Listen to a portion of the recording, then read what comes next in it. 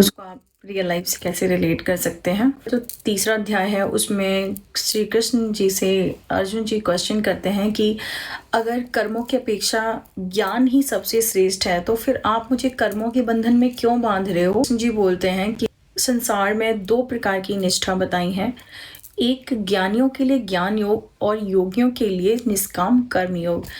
तो दोनों में क्या डिफरेंस है कि ज्ञान योग और कर्म योग। ज्ञान योग जो है वो सांख्य योग है, जो कि आपने दूसरे अध्याय में पढ़ा कि इंसान जब अपनी इंद्रियां, मन और शरीर द्वारा जो भी क्रियाएं होती हैं उसमें मैं कर रहा हूँ ऐसा अहंकार छोड़ के जब आप भगवान में एक ही भाव से स्थिर रहते हो तो इस योग को सांख्य योग या ज्ञान योग बोलते हैं। और निष्काम कर्म योग क्या है, जब इंसान फल और इच्छा शक्ति को त्याग देता है और भगवत की आज्ञा के अनुसार भगवत अर्थ को समत्व बुद्धि से कर्म करता है, मतलब सेम बुद्धि रखता है, जब का काम हो या ना हो तो भी जो फल आ रहा है उसके लिए इंसान सेम भाव रख रहा है, उसको समत्व बुद्धि बोलते हैं। तो समत्व बुद्धि से जब कर्म करता है तो उसको निष्काम कर्म योग या मत कर्म और बुद्धि योग बोलते हैं। कोई भी इंसान अकर्मा नहीं रह सकता, मतलब कोई भी पुरुष क्षण मात्र के लिए भी ऐसा नहीं हो सकता कि वो कर्म ना करे। तो कर्म तो करना ही पड़ेगा,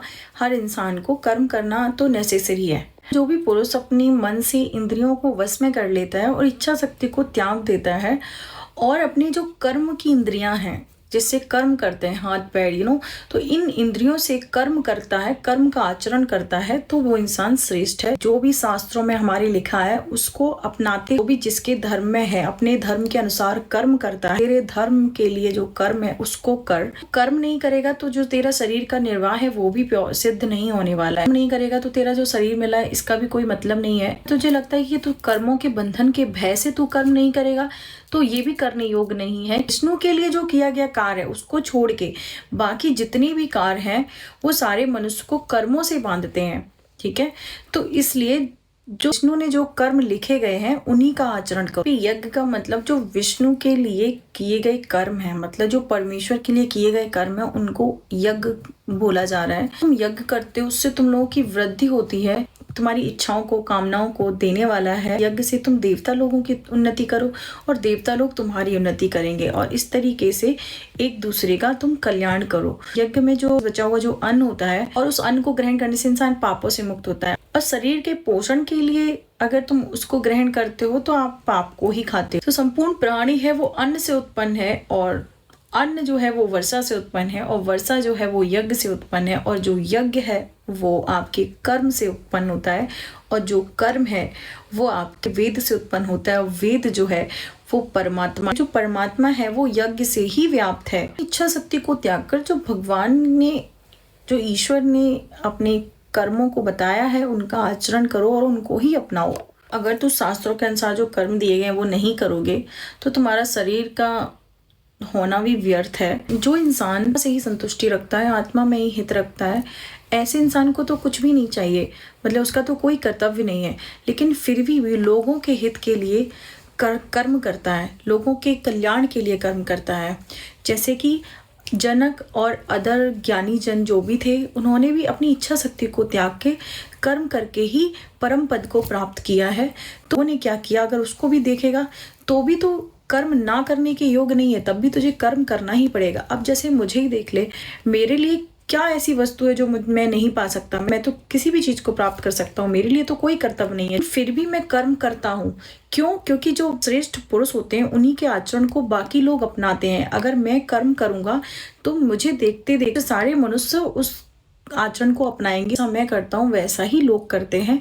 अगर मैं ही लोगों का हरण करने लगूं, लोगों को मारने वाला बन जाऊं, या मैं ही वर्ण संकर को अपना, मुझे देखते देखते सारे ही भ्रष्ट हो जाएंगे।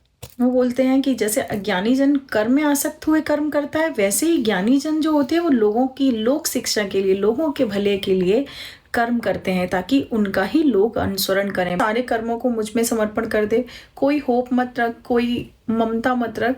गुण विभाग और कर्म विभाग में जो तत्व को जानने वाला ज्ञानी पुरुष है। विभाग मन, बुद्धि, अहंकार, 5 ज्ञानेंद्रियां, 5 कर्मेंद्रियां, शब्द आदि 5 विषय, तो और इनकी जो चेष्टाएं हैं वो कर्म विभाग हो गया। और इनसे अलग तत्व, तत्व मतलब जो ये समझ जाए कि मूल विभाग और कर्ण विभाग में से आत्मा जो है वो अलग है, वो ही ज्ञानी जन होता है। इंद्रियों में स्थित जो राग द्वेष है, हमें इन्हीं को जीत कर अपने धर्म का आचरण करना है, अपने धर्म पे चलना है, क्योंकि दूसरे का धर्म जो है वो आप हमें डराता है, हमें भय देता है, जबकि अपने धर्म में मरना भी कल्याणकारक है। अर्जुन पूछते हैं कि जब हम सारे ज्ञानी जन के आचरण को अपना रहे हैं तो ये पाप का आचरण क्यों करते हैं, किससे प्रेरणा लेते हैं मनुष्य जो पाप का आचरण करते हैं। तो इस पे श्री कृष्ण जी बोलते हैं कि जो रजोगुण से उत्पन्न हुआ काम है, काम ही क्रोध है, तुझे सबसे पहले तो इस काम रूपी पापी को नष्ट करना पड़ेगा। तुझे अपनी इंद्रियों को कंट्रोल में लाना पड़ेगा। ज्ञान को ही नष्ट कर रहा है, इस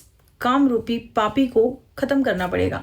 और तुझे लगता है कि ये करना बहुत कठिन है, ये तेरी भूल, हमारी बॉडी है, इससे हमारी इंद्रियां पावरफुल हैं, और इंद्रियों से ज़्यादा मन पावरफुल है, और मन से ज़्यादा बुद्धि पावरफुल है, बुद्धि से ज़्यादा इंसान की आत्मा को ही सबसे ऊपर रख, सर्वश्रेष्ठ मान, और अपनी बुद्धि से अपनी इंद्रियों को, अपने मन को कंट्रोल में, काम रूपी जो दुश्मन है रजोगुण से उत्पन्न हुआ, इसको खत्म कर। इस चैप्टर से हमें ये सीखने को मिलता है कि जो हमारी बॉडी है, इसमें हमारा सारे सत्व, रज और तम गुण इक्वल अमाउंट में होना चाहिए, क्योंकि अगर रजोगुण अगर ज़्यादा हो जाता है तो हमारी इच्छा शक्ति बहुत ज़्यादा स्ट्रांग हो जाती है। इच्छा शक्ति इतनी ज़्यादा हावी हो जाती है कि हमारे मन, बुद्धि, इंद्रियों पे काबू कर लेती है, और हमारा जो ज्ञान है वो भ्रष्ट हो जाता है। हमारा ज्ञान हमारा काम ही नहीं करता, हमें क्या करना चाहिए, क्या नहीं करना चाहिए, हमें समझ नहीं आता है। तो सबसे पहले अपनी, क्योंकि सबसे श्रेष्ठ जो है आत्मा है, और आत्मा से श्रेष्ठ बुद्धि है, तो हमें अपनी बुद्धि पे काम करना चाहिए, और अपने मन को, अपनी इंद्रियों को कंट्रोल में लाके